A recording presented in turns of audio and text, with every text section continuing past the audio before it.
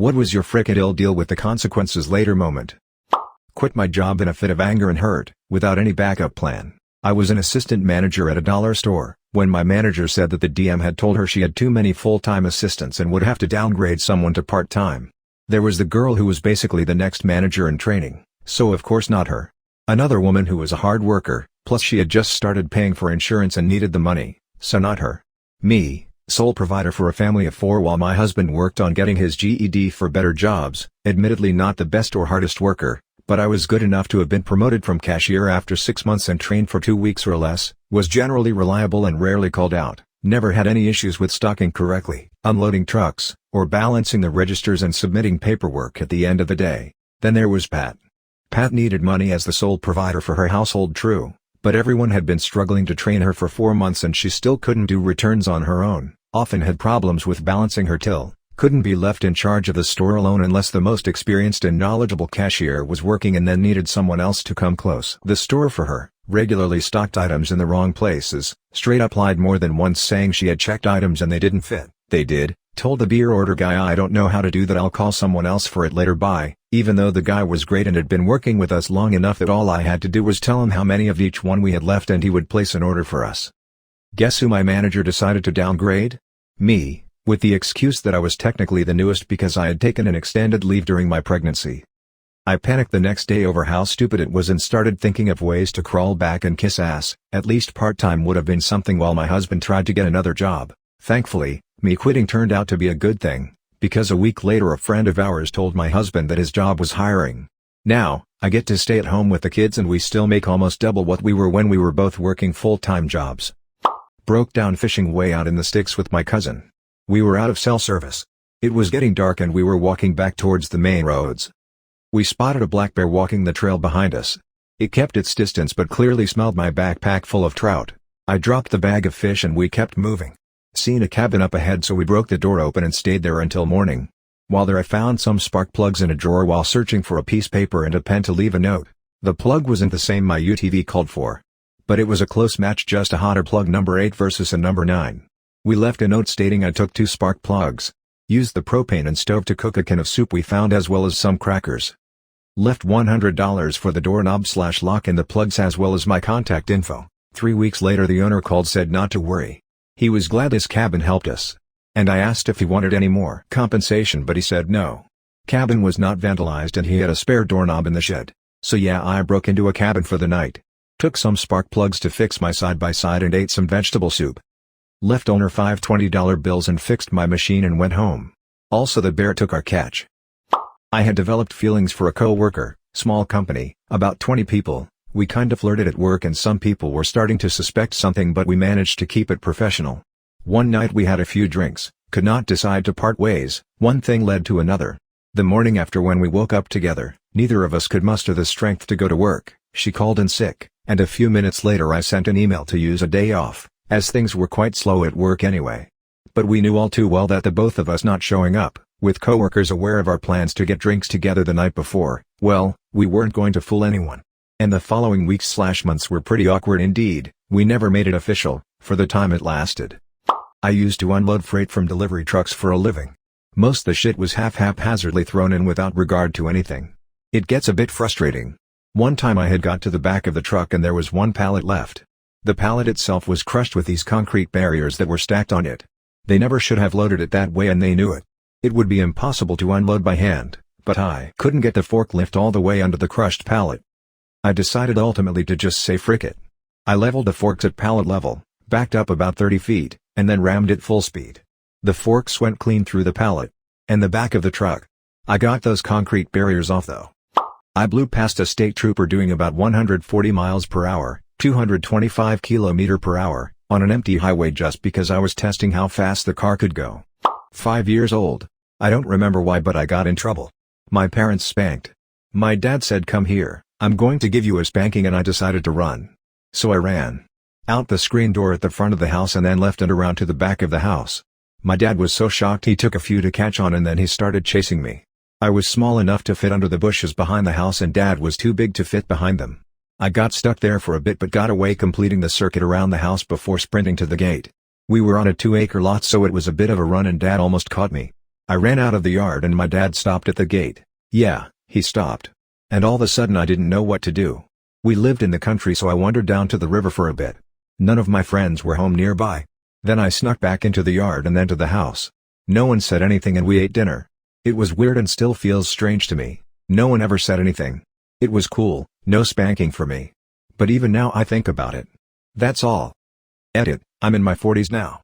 I don't hold the spankings against my parents. As a young parent, my wife and I spanked our kids but stopped after a few years. I wish we hadn't spanked at all. We've talked to our kids and apologized now that they're older. There are better ways, everyone. Me and my now wife's third date. Ours got locked in this garage at a garden we were visiting. I ended up staying at her parents' house as they were the closest people to the location we were at. We slept in the same room. After like 15 minutes of excruciating tension she said, "So, you just wanna frick?" I replied, "I don't have any condoms." She said, "I'm on the pill." Worked out cause we are now married 7 years later and no kids. Right now actually. I've been working on an assignment for school and my computer is not up to the task. So now that I've spent 5 entire days crying and trying to get as much as I can done, I'ma take tonight off and get really high and cry some more. I'll deal with it tomorrow. My abusive ex was away on a 3-day conference, and I had decided that the only way to get away from him was to kill myself. I spent day 1 prepping and was gonna do it on day 2. When I woke up the morning of day 2 I had a frick him moment and called my sister, who called the rest of my family, and they drove 3 hours to come get us, and we went to get my 10-year son. Ex had me isolated in a house I could not leave without help, and kept my son in another house, but that day he was with a relative to ex. We left everything. I had no money, no friends and no idea what to do next. But when I was sitting in the car with my brother and my son, and the rest of our family in the car behind us, on our way to a new town and a new life, that feeling of freedom was like being high, and all the other things like money, school and housing, and my ex's reaction, did not matter in that moment. Offering my longtime best friend a neck massage, turned into some foreplay, then a conversation about not ruining our friendship with sex, followed by a frickin' and a night in bed. 3 children later, still going strong. Quit my job when I was 24 and went traveling around the world for a year. Parents wanted me to buy a house with my savings, but I spent it all on seeing the world instead. I used to work at an animation studio until a few months ago. It was an 8 to 5 with unpaid, far from home and shitty pay. It was a terrible experience. Only reason I stuck around so long is because I was in a tricky situation and wanted my credits on their project. In January this year I got freaking tired of working long hours in an office job because I'd been employed since October and I hadn't been paid since then because the salaries had been delayed due to budgeting issues. This was a really bad time for me. Family was over, and for once I had no money to treat them to something nice, all because I chose to work at that filthy studio. I said frick it, took a week-long vacation without informing anyone, and after coming back handed in my resignation in the form of a middle finger for all the miserable past experiences. Quitting any job whenever I want regardless of having money or not. I'll figure it out, because you won't have me feeling trapped and like you have control over my life. Been there, done that. I stopped attending 3 online classes 3/4 THS into the semester even though I was doing well in them. I just lost any desire suddenly, and I lied to my parents about my grades. I had put in vacation for 2 days to go back home for my grandpa's birthday 4 months in advance.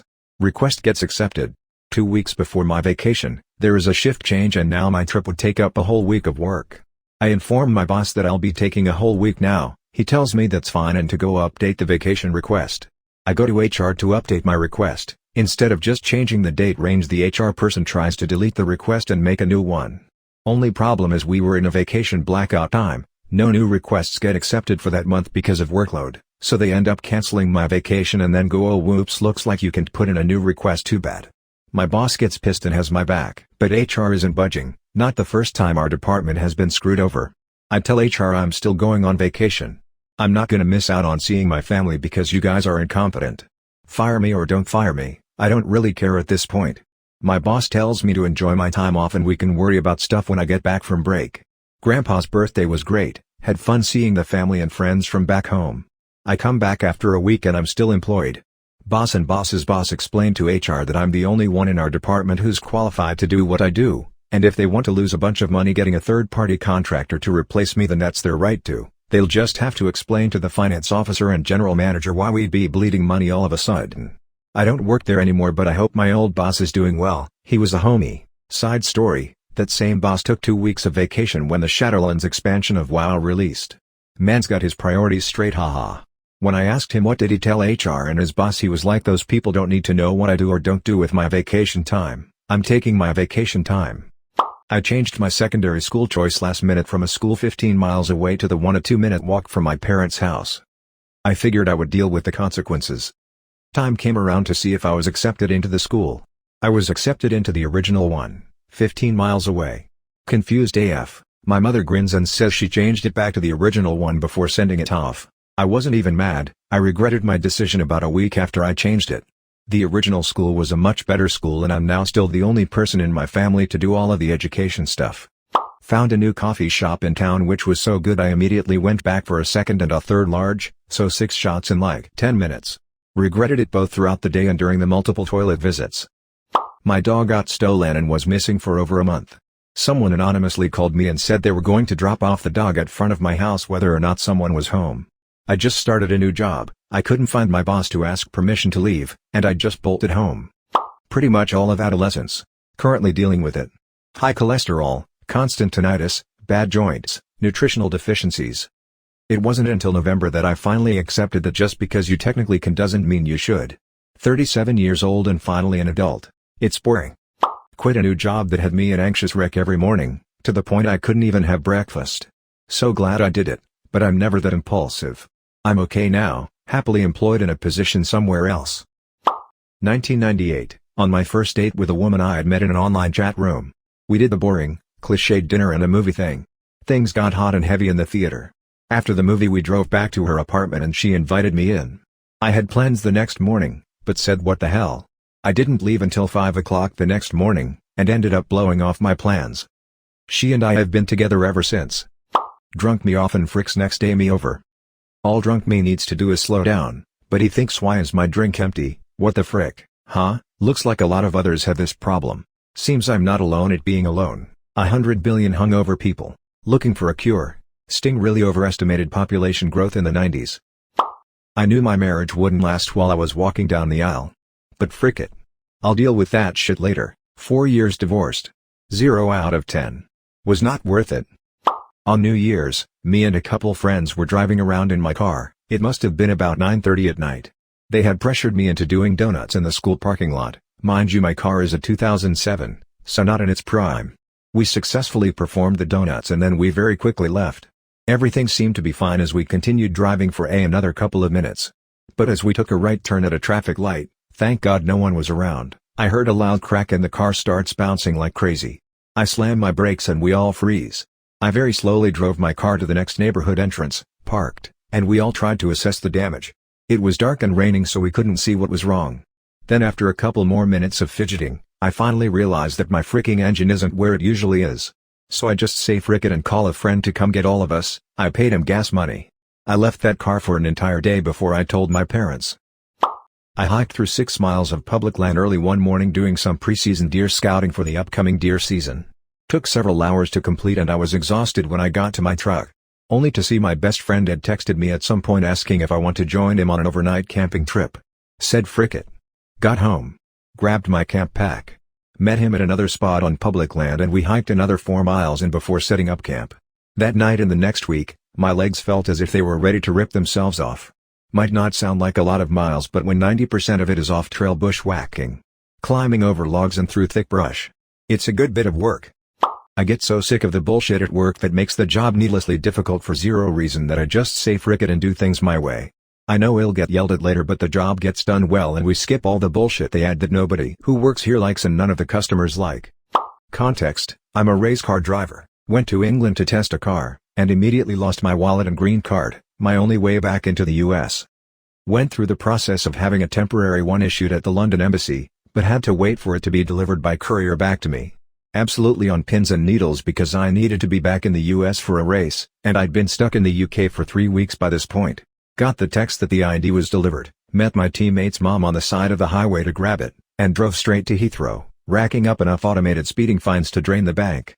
Booked the flight on the way, and it was starting to board when we arrived. We left the rental car in an airport parking structure with the keys in it and ran. Later emailed Sixt with a pic of the car and the name of the garage. Made the flight, made the race, but we're no longer allowed to rent from Sixt.